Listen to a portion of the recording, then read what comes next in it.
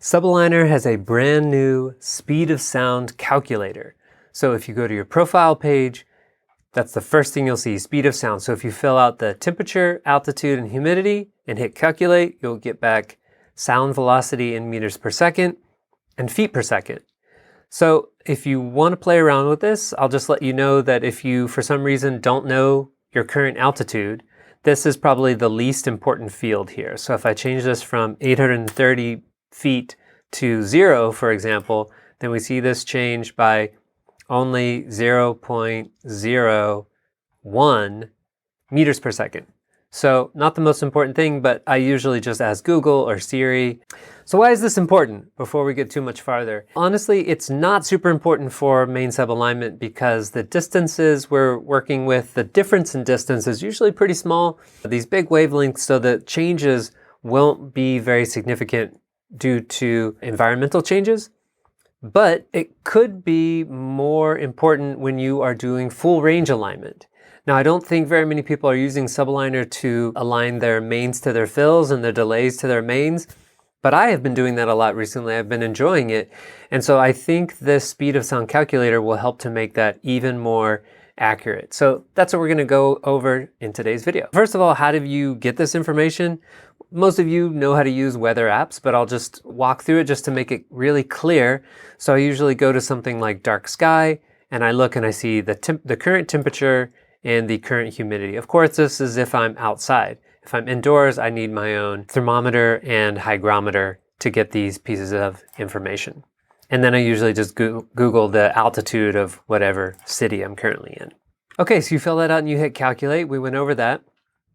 So let's look at how this might be important. So I'm going to go to my history and I'm going to open up an alignment of some DB Technology speakers that I was doing last week. And I'm just going to skip ahead here and show you the result. So SubAligner recommends 1.18 milliseconds of delay and a polarity inversion. And what I want to show you here is, let's see what happens if this is going to change if we make a change to the speed of sound. So I go back to my profile and I'll just make some big change here. So we'll go from 57 degrees to, let's say, 10 degrees and humidity of 37 to 10.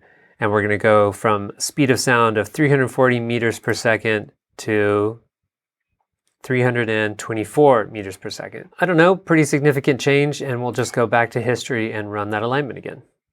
So remember here that we got a result of 1.18 milliseconds. So let's see what happens now that we change the speed of sound. So we see that it's changed by 0.05 milliseconds. Pretty small amount, not super significant. So if you're just doing main sub alignment, I wouldn't worry about this too much. It could be fun if you know these pieces of information, temperature and humidity, and you want to be super accurate with your alignments. Now, where this might come into bigger play, might be more significant, is in full range alignments. What am I talking about? So I set up a little demo here in Map 3D, and this has been happening to me a lot recently. I've just been doing a lot of small corporate events, and what they send is 2, 4, 6, 8 matching speakers, all exactly the same. And that makes the alignment really easy because I can just use the one-to-one matched reference in SubAligner, and I'm going to show you how I do that. So I've got all 4 matching speakers here, and some of them are acting like mains, and some of them are acting like fills or delays. And with this kind of setup, let me show you from the top here.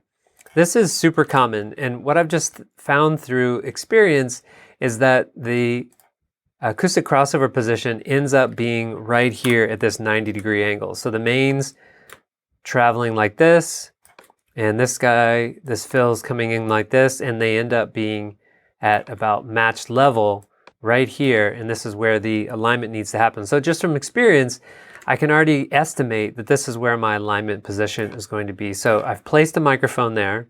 I'm going to zoom in down to this position here. So there's my alignment. Let's see what would happen if we had no delay and we did no alignment. So I go to my processor settings here. Let me clear out any values here. And I'll go back to my model, and let's just take a picture of solo elements. So here's amplitude, it says, and phase down here, and here's the impulse response. and I have already set my propagation delay.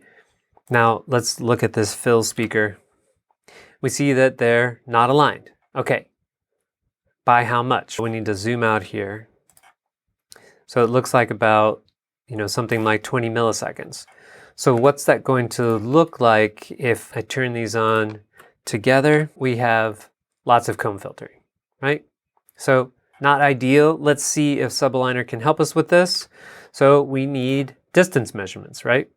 So this is what I would do in the field, and you can also model this in Map 3D, Sound Vision, Array Calc, stuff like that. So my first distance is 16.02 meters. So I'll start a new alignment here and select 1-to-1 matched reference. 16.02 meters and 9.19 meters. 9.19. And this says, hey, you need to set a delay of 21.08 milliseconds. So I go to my processor settings, 21.08 milliseconds. And there is a suggestion here for the level, but I'm going to ignore that because of axial attenuation. So SubAligner doesn't know anything about my system design. It's super simple. It doesn't know that I'm measuring one of my speakers here on axis and measuring another one of my speakers here off axis. So if you've taken my course called Pro Workshop Seeing Sound and you've taken the power scaling lessons, then you know that when you're comparing two sources like this, one on axis and one off axis, you can assume something like a 6 dB attenuation for this guy that you're measuring off axis. So if I'm already having a 6 dB attenuation here, then I'm going to ignore this 4.83 dB attenuation that it's suggesting.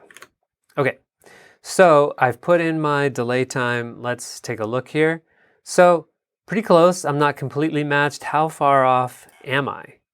So it looks like I overshot by about 0.8 milliseconds. And honestly, I'm not super concerned about that because this is the kind of thing where if I move the microphone over just a little bit, then it's going to change a lot. So to demo that for you, I will take this Y value of the position of this microphone, change it from 8 to 8.1, make sure I select the right speaker again, and we see we've gotten a little bit closer here, did we? 0.4, yeah, so we cut the distance in half, and I bet if I moved it one more time, we would be almost perfectly aligned. But this is just to show you moving the microphone a tiny bit affects the alignment here, so I'm not super concerned about being off by 0.8, 0.4 milliseconds. Now let me make sure and put that microphone back in the spot that it was in, because what I want to try now is to see if we can get even closer if we change the ambient conditions. So what are the environmental conditions here in Map 3D? They are 20 degrees Celsius, 50% humidity. So what if I rerun this alignment, updating the speed of sound? 20 degrees Celsius. Altitude is 0 because it says here below 800. Humidity is 50. So this updates the speed of sound to 344. Go to my history, rerun this alignment. Okay, and now I get 19.85 milliseconds. What did I have before? Before I had 21, now I'm going to 19.85. Take a look at our measurement here. Make sure I just have the same speaker selected. Okay, so now we're under a little bit. We're still not right on there. So now we are early by 0.5. Still, that's better than an error of 0.8. Now we have an error of 0.5. Okay? But what I really like about this, two things I like about this. Number one, I can now update my alignment all through the show, right? So if I'm outside and I expect ambient conditions to change a lot, then I can set up all of my crossover alignments here between these fill speakers. And then when ambient conditions change again, come showtime, I can just rerun all of those alignments here in SubAligner because I already have the distance measurements. I don't need to get out my audio analyzer again. I don't need to do anything else. I can just update the speed of sound, rerun my alignments, and then update my delay times in my output processor. The other thing I really like about this is that once I have my crossover alignments all roughed in, I feel like that makes the whole sound system tuning process go a lot smoother and a lot faster, because normally there's at least these 3 steps where I'm EQing solo systems, then doing the crossover alignment, then EQing the combined system. I feel like this allows me enough leeway that I can cheat and jump straight into EQing combined systems because the crossover alignment is very close.